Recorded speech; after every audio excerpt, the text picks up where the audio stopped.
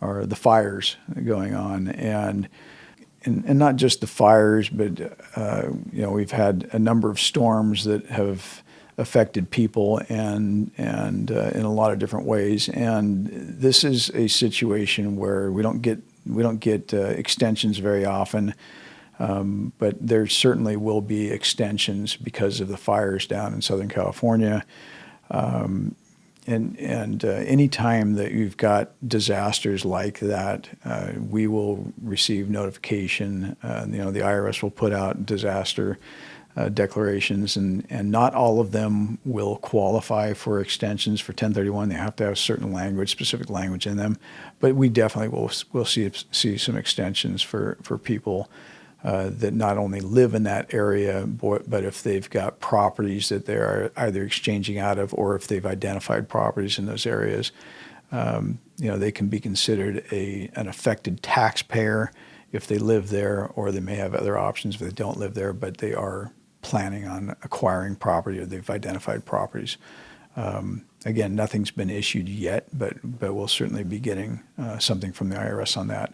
So when somebody's asking us about we've talked a number of times today about time being the biggest issue with these transactions, and as far as extensions beyond the 45-180, this is what we're talking about. This comes up, Yeah. and in this situation as of today, I don't think we've gotten any formal guidance on this. But if you're not on our newsletter, please reach out to Seymour, CMOORE at 1031exchange.com, and she can add you to the newsletter list. And we send notices out anytime we get extensions on any of this stuff. You'd be made aware of all the releases of our videos and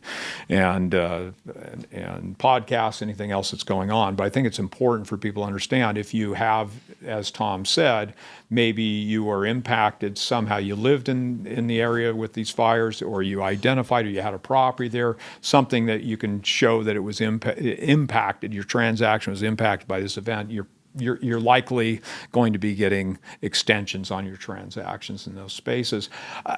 As far as, we're talking to you from Portland, Oregon today, and I think back through 34 years in this biz, we've had a number of extensions throughout the South. Florida, obviously, the Carolinas we did. California, Oregon, Oregon, the only time I can ever remember in all of that time we ever had a regional extension here was that first year of COVID when we had all the fires, right? Can you remember another time? Yeah, well, COVID itself was that granted basically the whole nation with extensions for all sorts of tax deadlines, and so 1031 transactions were certainly given extensions during that. But yeah, the fires that we had real bad year of fires up here that affected quite a few counties. Still not a statewide extension, but yeah, a lot of the counties were affected and were given extensions. But those are the only two times that we really have had them. California's had more because of fires in the past. But not many locally. Florida down south, Hurricane Alley, it's pretty regular occurrence that there'll be extensions in various counties down there. We've had people that have had an extension that was granted, and then a few weeks later there's another extension granted on top of that. So. And the extensions are interesting because they're usually going to extend one of the periods, and they might have a situation where the 180 days might have got extended a little bit, but they might have a situation where their ID period ends at the same time that their exchange period ends.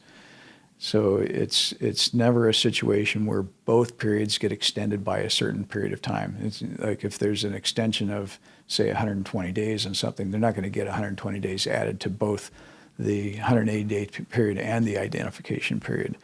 They'll get an extension that may affect both of them, but it's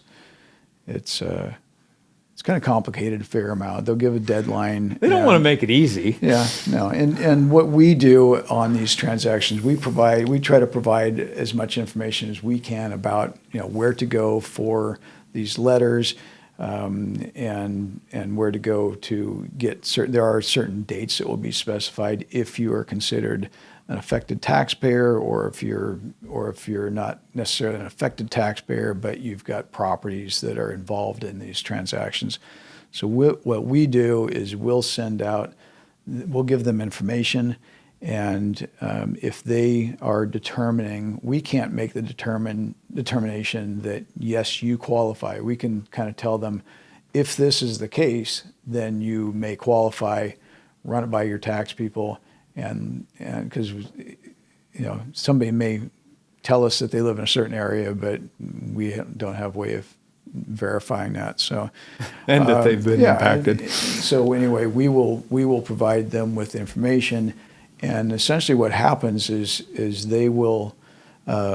We can provide them with a form that they'll fill out, and they'll state on there that I qualify for such and such extension.